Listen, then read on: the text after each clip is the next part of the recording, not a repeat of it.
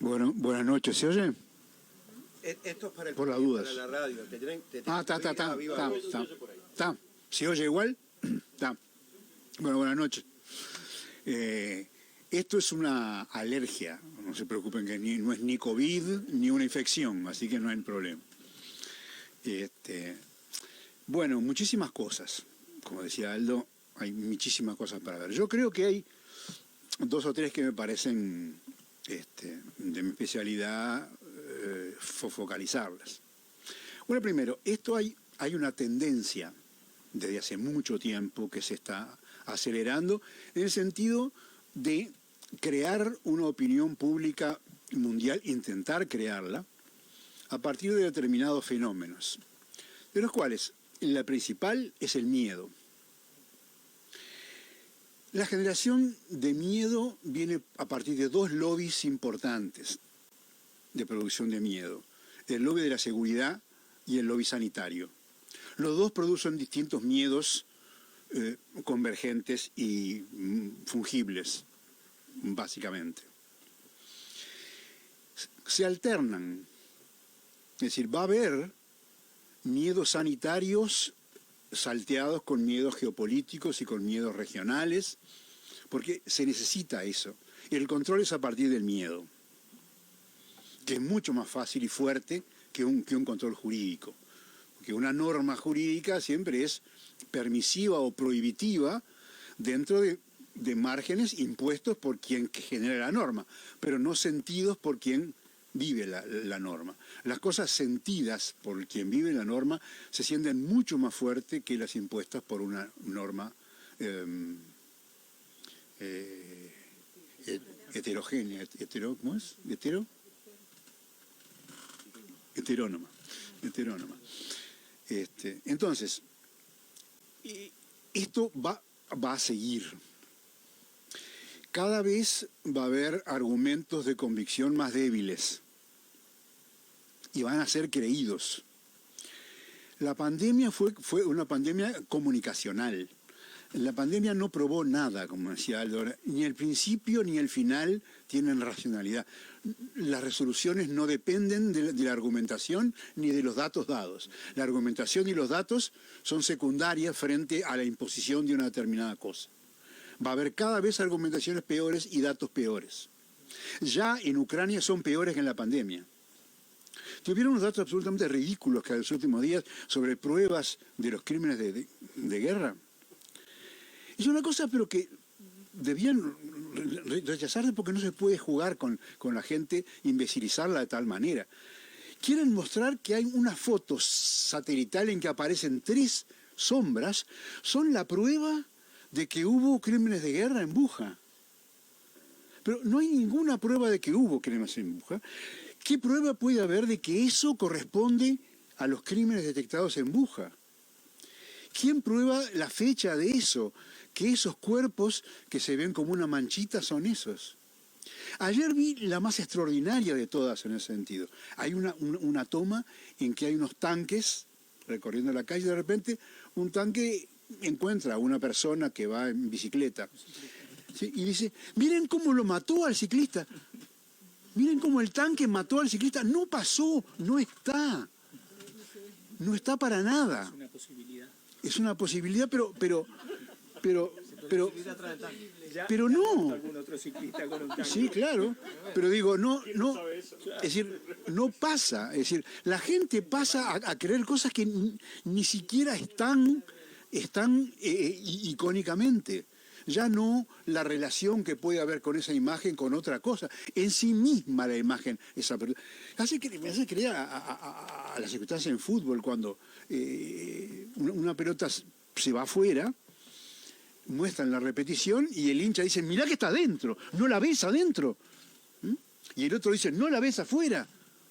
Es decir, ven lo que quieren, pero también ahora hacen ver lo que quieren. Es decir, el hincha ve lo que quiere a partir de una decisión propia. Ahora les hacen ver cualquier cosa desde una decisión externa. Pero esto va a ser cada vez peor, porque la tendencia es así: hacer creer cualquier cosa. Ya se hace creer digo, ya el lobby de la seguridad inició eso hace mucho tiempo. En Uruguay también. Los datos que se dan eran cualquier cosa, siempre. Las estadísticas de criminalidad están hechas sobre la base de las denuncias. Las denuncias no son delitos. Y el problema no es que las denuncias no son delitos, pero yo tengo que informar y como no tengo los datos judiciales de homicidios, me agarro de los datos policiales de denuncia para decir algo. Ese no es el problema. El problema es que las denuncias son más o menos 10 veces más que los delitos judicialmente sentenciados de manera firme. De manera que el asunto es que no solo que una denuncia no es un delito, sino que eso magnifica en más de 10 veces la cantidad de delitos que hay. Entonces, ya en seguridad hay una cantidad de indicadores por los cuales eso se va haciendo. Y eso, digo, respondiendo a lo que decía Mariela, que yo le llamé a ese proceso le llamé normalización de lo patológico y patologización de la normalidad. Que son los dos procesos, las dos caras, que se construyen a partir del miedo, con argumentos falaces y con datos cualquiera. La pandemia fue creada a partir de datos absolutamente equivocados. Cuando aparecieron los primeros casos en Wuhan y en el norte de Italia, los países dijeron, bueno, ¿qué hacemos? Vamos a ver cómo se pronostica esto, a ver cuántos muertos va a haber, cuántos contagios va a haber, cuántas camas necesitamos, cómo va a progresar la pandemia. Vamos a hacer un cálculo. Se que le lleva un modelo de simulación con determinado cálculo. Ese modelo de simulación, tal Neil Ferguson, que yo le había errado absolutamente como a las peras en todas las epidemias anteriores, con lo cual había fundido a la Unión Europea y a Inglaterra, matando muchísimas más reses de las que era necesaria para prevenir la progresión de las epidemias. Bueno, hizo de nuevo un cálculo disparatado. Inmediatamente todos los epidemiólogos, biólogos, ingleses, inclusive uno norteamericano, criticaron los datos, criticaron el modelo, inclusive Michael Levitt, que fue borrado del ambiente a pesar de ser un tipo de Stanford y premio Nobel de Química, recalculó los datos. Él tenía datos exclusivos de China porque la mujer era especialista en arte chino, bueno, en fin, tenía datos, los recalculó acertadamente. O sea, los criticaron. Y bueno, pero igual siguió adelante el pánico con los datos esos. Ahora, después empezaron a llegar datos reales. No los datos pronosticados a falta de datos, sino los datos mismos, que empezaron a mostrar que el cálculo era un disparate, tal como se le había dicho al calculista, que ya tenía antecedentes en eso. Pero la gente siguió creyendo en eso Baudrillard le llama hiperrealidad. Es decir, una realidad construida, equivocada, es mucho más creída que, digamos, la realidad natural no mediada por una construcción intencionada. Y eso es lo que estamos viviendo, un mundo hiperreal, que cada vez nos imponen una hiperrealidad que nos creemos, pero nos creemos en parte porque lo queremos creer, en parte porque no tenemos cómo chequearlo, y en parte porque, como decía Aldo, es decir, quedamos afuera de todos los círculos si nos negamos a creer en las cosas que nos hacen creer.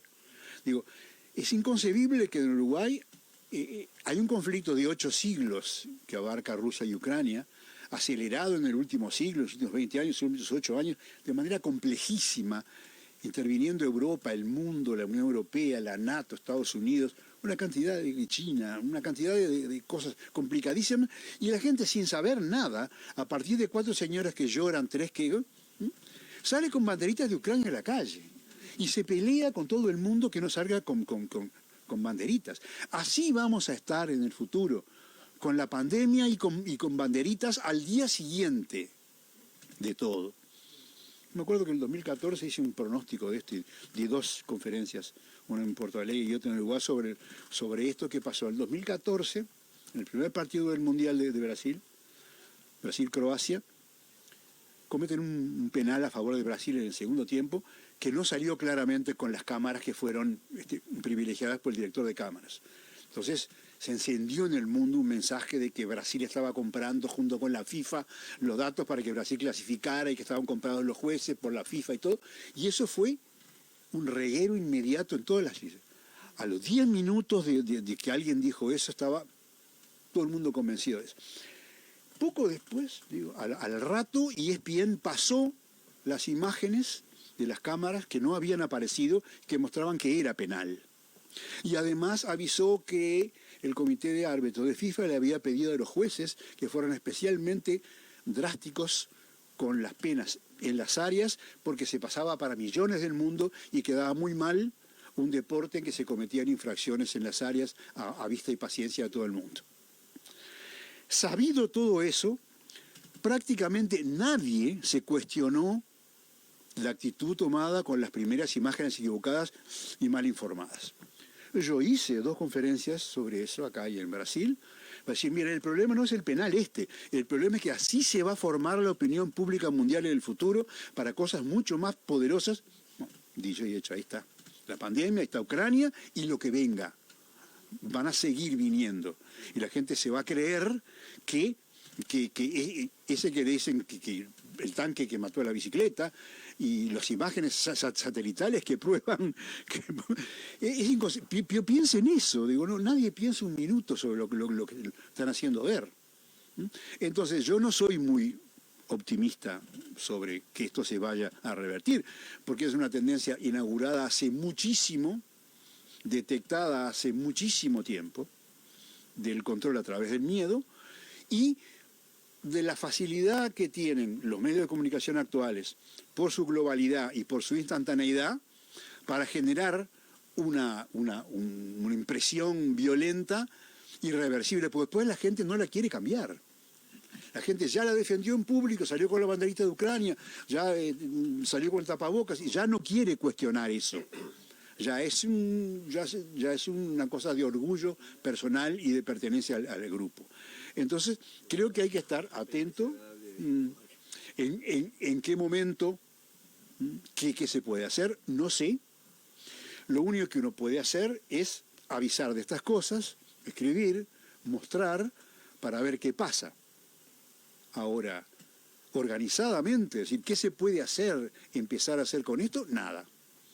Se puede tratar de ver en qué medida los que se dan cuenta, o nos damos cuenta, conseguimos tener elocuencia, ubicuidad y medios como para poder transmitir eso de manera suficientemente masiva como para contrabalancear lo otro. Muy difícil.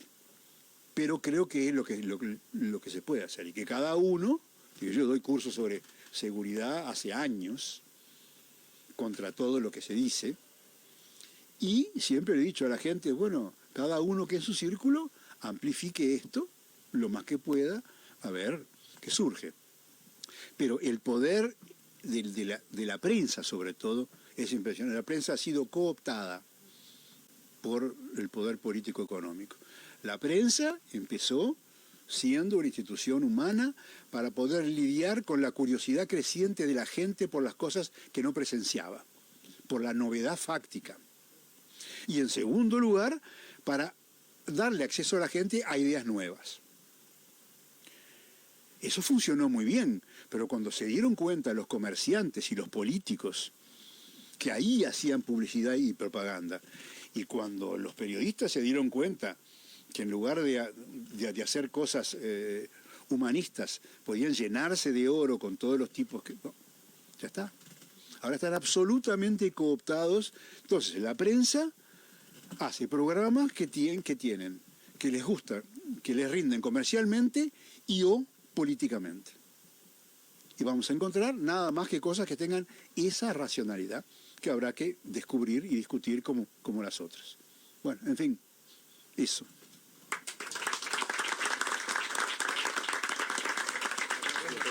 Dale.